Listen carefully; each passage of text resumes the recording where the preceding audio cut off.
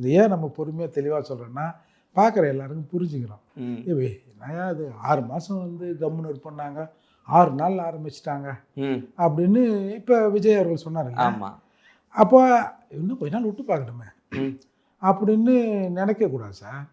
இந்த திட்டம் எல்லாமே இவங்களுக்கு தெரிஞ்சு தானே சொல்கிறாங்க, தெரியாமல் சொல்லலை.